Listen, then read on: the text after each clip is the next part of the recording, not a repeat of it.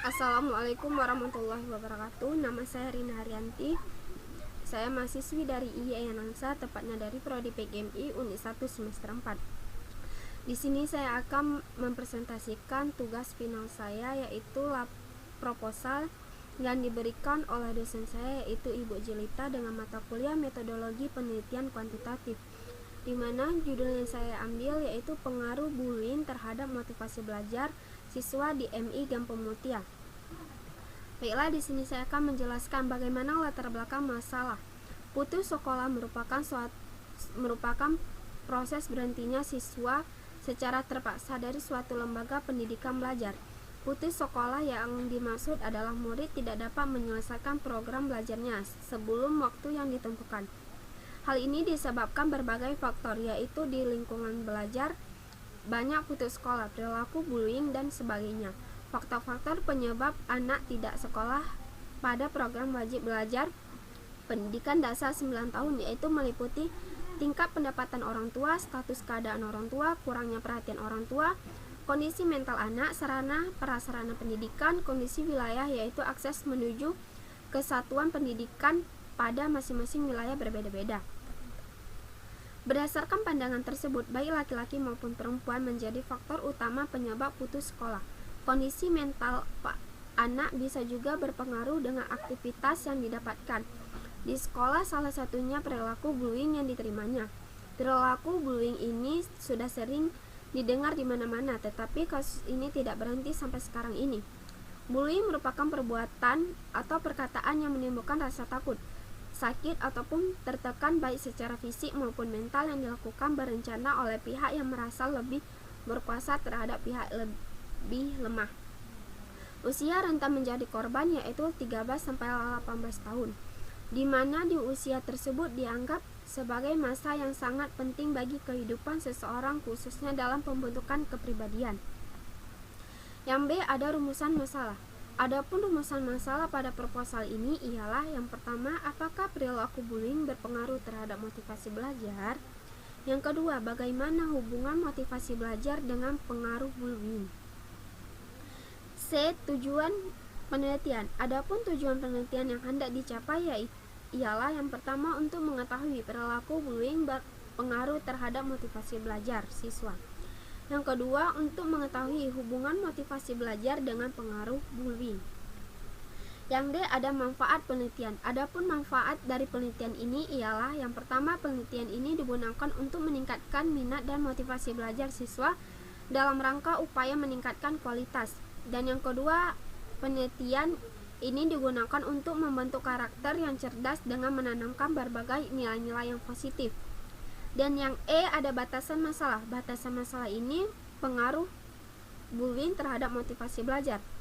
Berdasarkan penelitian ini, bahwa pengaruh bullying terhadap motivasi belajar sangat berpengaruh terhadap hasil belajar pada anak.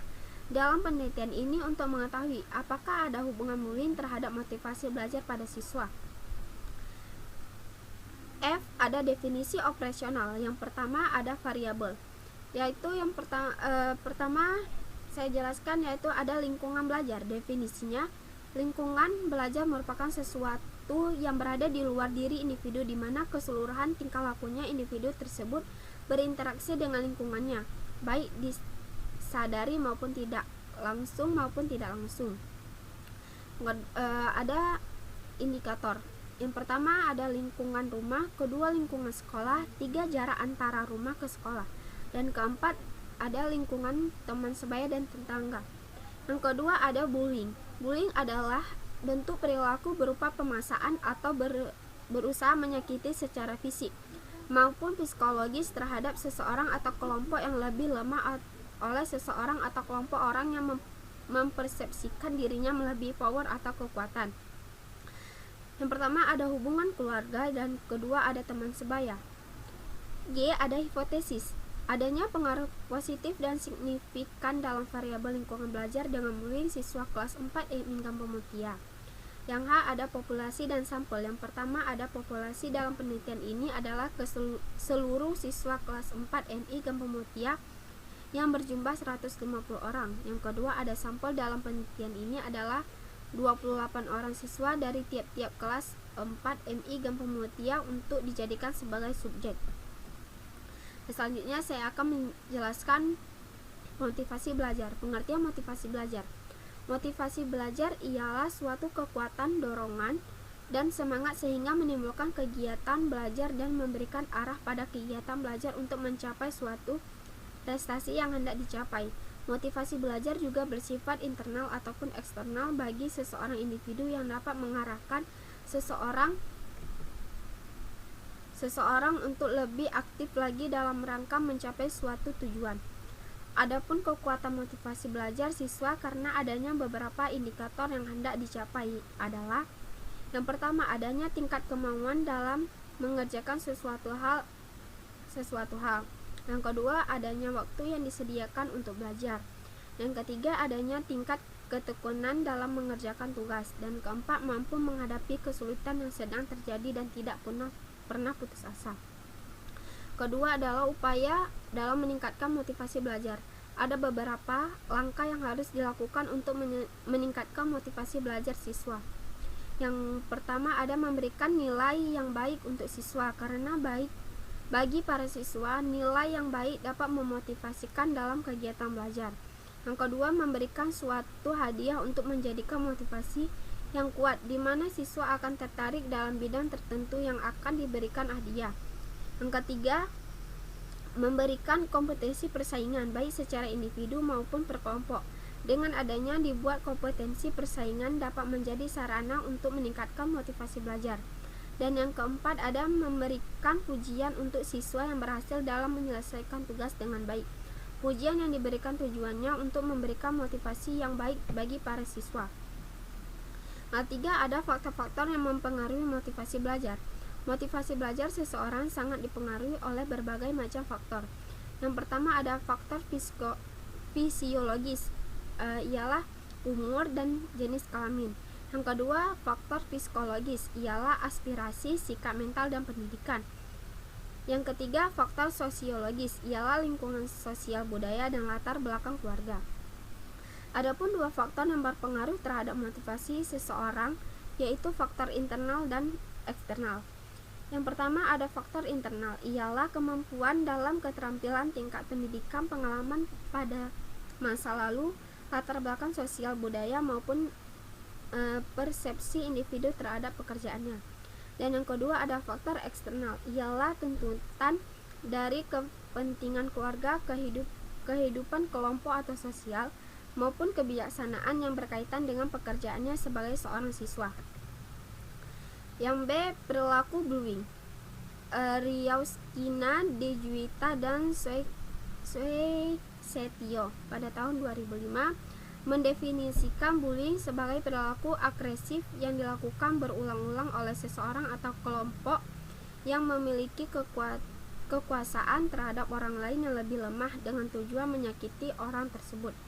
Perilaku bullying dapat dibagi menjadi 5 bagian. Yang pertama, ada kontak fisik langsung. Yang kedua, kontak verbal langsung. Yang ketiga, perilaku non-verbal langsung. Yang keempat, perilaku non-verbal langsung. Yang kelima, pelecehan seksual. Prestasi belajar merupakan suatu hal yang sangat penting untuk dicapai oleh siswa dalam suatu pembelajaran. Prestasi belajar sangat penting dalam tingkat keberhasilan dalam suatu proses belajar, dan di dalam sekolah merupakan tempat anak-anak untuk menanamkan kemampuan interpersonal dan kemampuan berinteraksi. Adapun perilaku bullying sangat berdampak pada motivasi belajar siswa, karena dalam keadaan ini suasana internal dalam sekolah yang membedakannya dengan sekolah lain sangat berpengaruh terhadap perilaku orang-orang yang ada di dalamnya.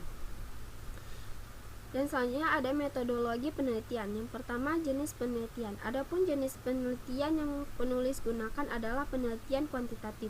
Penelitian kuantitatif adalah metode penelitian yang menggunakan proses data-data yang berupa angka sebagai alat menganalisis data, melakukan kajian penelitian, terutama mengenai apa yang sudah diteliti. Karakteristik penelitian kuantitatif. Yang pertama, ada menggunakan pola pikir deduktif yang berusaha memahami suatu fenomena dengan cara menggunakan konsep-konsep yang umum untuk menjelaskan fenomena yang bersifat khusus. Yang kedua, logika yang dipakai adalah logika positivistik dan menghindari hal-hal yang bersifat subjektif. Yang ketiga, tujuan dari penelitian kuantitatif adalah untuk menyusun ilmu nomotetik, yaitu ilmu yang berupaya membuat hukum-hukum dari generalisasinya. Dan yang keempat yaitu proses penelitian mengikuti prosedur yang telah direncanakan. B. Tempat dan waktu penelitian. Penelitian ini dilakukan di kelas 4 MI Gampong Mutia untuk mata pelajaran Bahasa Indonesia. Penelitian ini dilaksanakan pada tahun 2020. Penelitian waktu ini mengacu kepada kalender pendidikan, karena penelitian ini mengikuti prosedur yang telah direncanakan sebelumnya. Dan C. Ada subjek penelitian.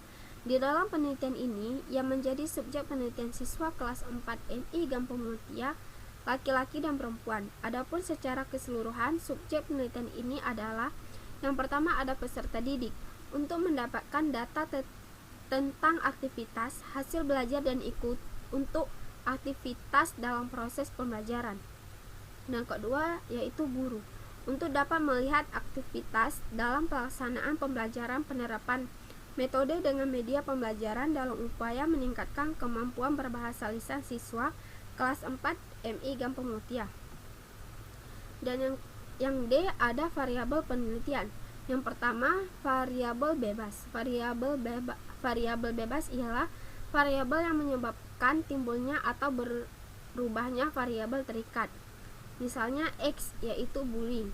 Yang kedua, variabel terikat. Variabel terikat ialah variabel yang dipengaruhi karena adanya variabel bebas. Misalnya Y yaitu motivasi belajar. Dan selanjutnya ada instrumen penelitian. Instrumen penelitian yang digunakan dalam pengumpulan data dari responden yaitu menggunakan instrumen berupa angket tertutup. Pada angket ini telah disusun berbagai pertanyaan dalam mengenai variabel yang diteliti, yaitu pengaruh bullying terhadap motivasi belajar siswa. Adapun daftar pustaka yang saya ambil ada 3, yaitu Amrina Puspa, pengaruh bullying terhadap motivasi belajar siswa kelas 4 kelas 7 di SMP 3 1 Samarinda. Yang kedua ada Suprihatin Sistis, upaya guru dalam meningkatkan motivasi belajar siswa, Vol 3 nomor 1 2015.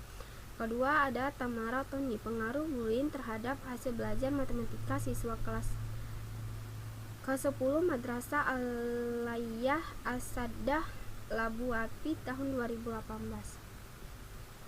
Baiklah, sekian yang dapat saya mempresentasikan. Lebih dan kurang saya mohon maaf. Assalamualaikum warahmatullahi wabarakatuh.